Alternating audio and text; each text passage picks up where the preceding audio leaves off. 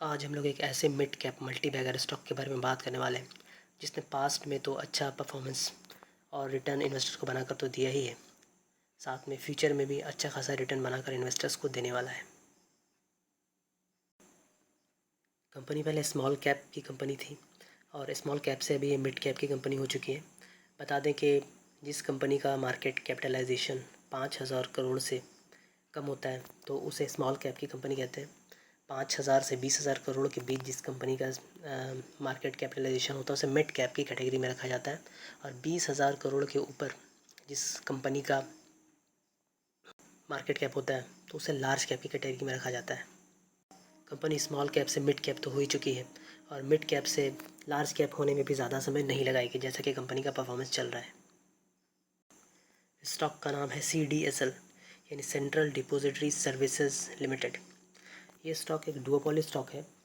Market में एक और कंपनी है जो इसी तरह का काम करती है जिसका नाम है NSDL यानी नेशनल सिक्योरिटीज़ डिपॉजिटरी लिमिटेड। जानेंगे इस वीडियो में CDSL का बिज़नेस क्या है, CDSL का फ्यूचर में टारगेट क्या हो सकता है। मगर आगे बढ़ने से पहले बता दें कि अगर आप नए हैं तो इस चैनल को कृपया सब्सक्राइब कर लें ताकि आने वाली इसी तरह की इन्फॉर्मेटिव वीडियोस आप लोगों को लगातार मिलती रहे। CDSL operates as a securities depository in India. It offers various services such as account opening, dematerialization, processing, delivery and receipt instruction, account statement rematerialization, pledging, nomination, transmission of securities, change in address, bank account details and SMS service for depository participants। चलिए पहले समझ लेते हैं depository participants क्या होता है। NSDL और CDSL ये दो तो डिपॉजिटरी सर्विसेज देती ही हैं।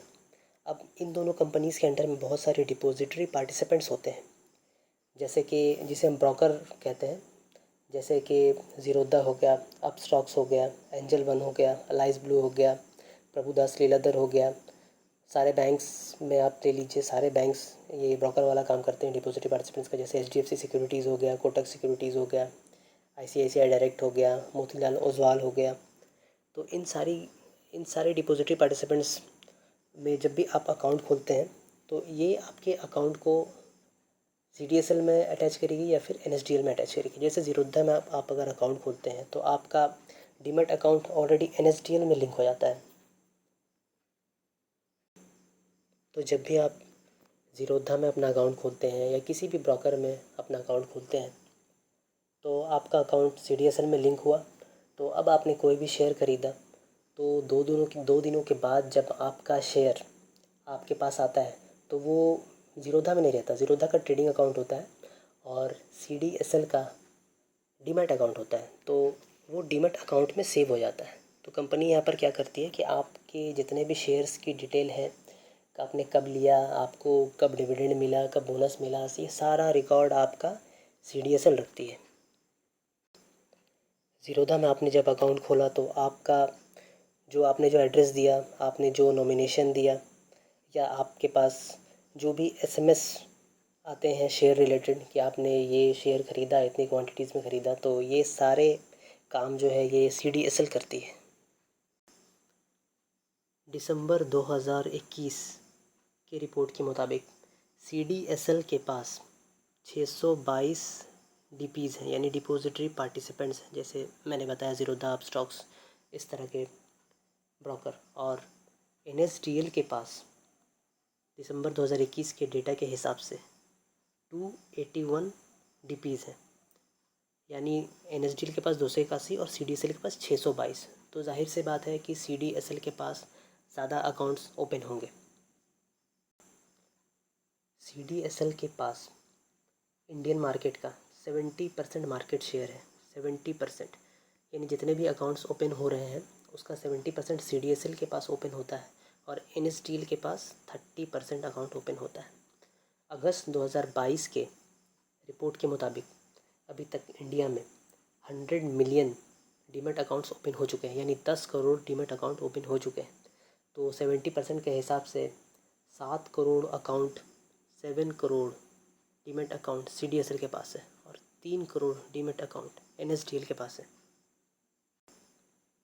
इंडिया में रिटेल इन्वेस्टर्स काफ़ी ज़्यादा नंबर्स में अभी शेयर मार्केट में अकाउंट ओपन करा रहे हैं, जिससे CDSL को काफ़ी ज़बरदस्त फ़ायदा मिल रहा है। जनवरी 2020 में CDSL के पास मात्र 2 करोड़ के डीमैट अकाउंट थे, जो कि अगस्त 2022 में 7 करोड़ हो गए। यानी आप समझ सकते हैं कि ट्रिपल से भी ज़्यादा नंबर बढ़े हैं। हाल ही में IRDAI यानी insurance regulatory development authority of India ने एक ड्राफ्ट गाइडलाइंस इशू किया है डिमेटेरियलाइजेशन ऑफ इंश्योरेंस के ऊपर। यानी जो भी इंश्योरेंस होता है, इंश्योरेंस जो लोग कराते हैं, तो वो भी अब डिमेटेरियलाइजेशन होगा उसका भी। तो इसने एक ड्राफ्ट गाइडलाइन इशू किया है, जिसमें CDSL कैंप्स और जो भी NSDL जो भी डिमेटेरियलाइजेशन का काम करते हैं, उन लोगों को ये गाइडलाइंस दिया गया है। तो इससे CDSL को काफ़ी ज़बरदस्त फ़ायदा होने वाला है। बात करें कंपनी के फंडामेंटल्स की, तो कंपनी का मार्केट कैप 13,259 करोड़ का है। करेंट प्राइस 1269 रुपये का चल रहा है। कंपनी ने हाई लगाया 1734 रुपये का और लो लगाया 1015 रुपये का। स्टॉक 43 के PE पे ट्रेड कर रहा है। बुक वैल्यू 105 का है। कंपनी डिविडेंड भी देती है। डिविडेंड यील्ड 1.18% का है। ROCE कंपनी का ज़बरदस्त है 41.4%। ROE 31.5%, वो भी काफ़ी ज़बरदस्त देखने को मिलता है। फेस वैल्यू 10 का है। प्रोमोटर के पास 20% की होल्डिंग है। ये जो 20% की होल्डिंग आप देख रहे हैं, ये बॉम्बे स्टॉक एक्सचेंज की होल्डिंग, यानी BSE प्रोमोटर है इस कंपनी का। कंपनी का इंडस्ट्री P 26.4 है। कंपनी 574 करोड़ का रेवेन्यू जनरेट कर रही है। कंपनी के पास डेप्ट ना के बराबर है। डेप्ट फ्री कंपनी आप मान सकते हैं। इसे 0.29 करोड़ का डेप्ट है कंपनी के पास, जबकि रिजर्व 988 करोड़ का है। कंपनी के ईयर ऑन ईयर परफॉर्मेंस की बात करें तो मार्च 2019 में कंपनी का सेल्स 196 करोड़ हुआ करता था, जो कि मार्च 2020 में बढ़कर 215 करोड़ का हो गया। मार्च 2021 में 344 करोड़ और मार्च 2022 में 551 करोड़ का हो गया। ट्रेलिंग 12 मंथ सेल्स की बात की जाए तो 574 करोड़ का देखने को मिलता है। नेट प्रॉफिट की बात करें तो मार्च 2019 में कंपनी ने 115 रुपये का नेट प्रॉफिट जनरेट किया था। 2020 में 107, 2021 में 201 करोड़ का, 2022 में 312 करोड़ का और ट्रेलिंग 12 मंथ का 305 करोड़ का नेट प्रॉफिट कंपनी ने जनरेट किया है। EPS यानी अर्निंग पर शेयर की बात करें तो वो भी ज़बरदस्त देखने को मिलता है। 10.86 था 2019 में, 2020 में 10.16, 19.17, फिर 29.78 और ट्रेलिंग 12 मंथ की बात करें तो 29 का EPS हमें देखने को मिलता है। तो हम लोगों ने इस वीडियो में देखा कि CDSL स्टॉक फंडामेंटली काफ़ी स्ट्रॉन्ग है। कंपनी का सेल्स काफ़ी ज़बरदस्त है। कंपनी का मार्केट में डुओपोली है, यानी एक और कंपनी है NSDL जो कि टक्कर में है, मगर CDSL के पास 70% मार्केट शेयर है इसका डिमेटेरियलाइजेशन का। इसके अलावा CDSL को इंश्योरेंस का भी काम मिलने वाला है, तो ऑटोमेटिक इसका फ्यूचर बिल्कुल भी ब्राइट है। आराम से रेवेन्यू जनरेट होगा कंपनी में। रेवेन्यू तो जनरेट कर ही रही है और रेवेन्यू जनरेट और भी होने वाला है बहुत ज़बरदस्त इन फ्यूचर में। तो ये एक तरह का पोर्टफोलियो स्टॉक है। आप इसे आराम से अपने पोर्टफोलियो में लॉन्ग टर्म के लिए इन्वेस्ट करके रख सकते हैं। अच्छा खासा रिटर्न आपको बनाकर दे सकता है कंपनी में। इन फ्यूचर इंडिया में शेयर मार्केट के जितने भी अकाउंट खुलेंगे, इसका सीधा सीधा फ़ायदा CDSL को मिलने वाला है।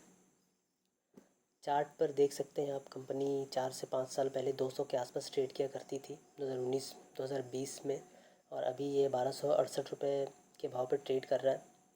हाई इसका लगभग 1730 के आसपास का है। तो जैसे ही ये प्राइस अभी 1268 से 1730 को तोड़ेगा, तो उसके बाद से फिर ये शेयर का स्टॉक प्राइस रुकने का नाम नहीं लेगा।